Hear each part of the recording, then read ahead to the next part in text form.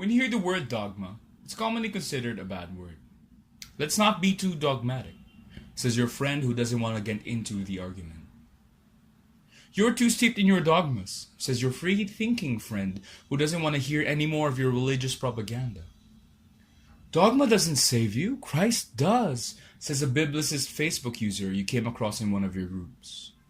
A number of people decry dogmas, but do they know what they're decrying? What is a dogma? Here's how Reformed theologian Herman Bavinck defines the word dogma.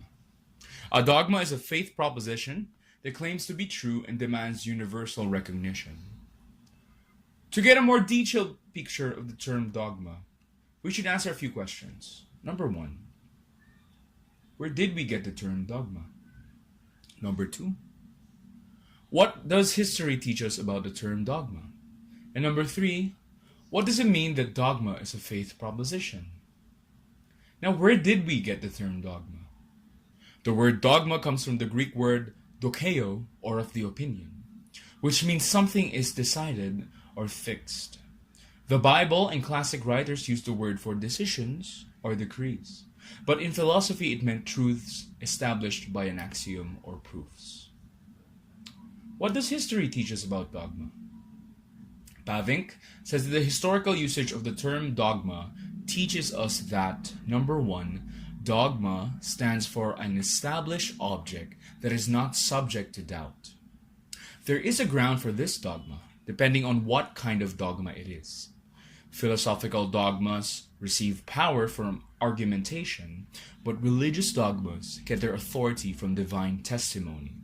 For the Reformed, a dogma is a dogma if God has said it in the scriptures. Number 2, dogma contains a social element. Since it has some sort of authority, it makes sense that it would be recognized in a social circle. A dogma can be a dogma, however, even if it is not recognized by a group of people. Number 3, dogma is a combination of divine authority and churchly confession. A dogma is only a dogma if it's based on divine authority. Otherwise, it's wrong to call it that. There are truths in Scripture that are not yet recognized. They are true dogmas and are what Bavinck calls a dogma as it has to do with itself. Now, when this is recognized by the church, these dogmas become dogmas as it has to do with us. Number 4, dogma sometimes denotes a broader meaning. Various saints in the church history use the word dogma differently. Saint Basil the Great defined dogmata as the rites and ceremonies of the church, contrasted with kerygmata, the doctrines of the faith of the church. Meanwhile, early Reformed theologian Paulinus said that dogma encompassed everything found in the scripture, not only doctrine, but also stories. Now, what does it mean that dogma is a faith proposition? Quoting two 16th century theologians, Herman Bavinck first defines religious dogmas as articles of faith, only those truths which are properly set forth in Scripture as things to be believed. It is only those propositions which must be believed on account of a mandate from God. A dogma is a proposition that is presented in Scripture and demands our belief in it. The dogma of Scripture is appropriated only by faith. Take note that this faith is the organ and not the source of knowledge, kind of like our eyes are the organ of seeing. A man receives dogma and adheres to it by faith.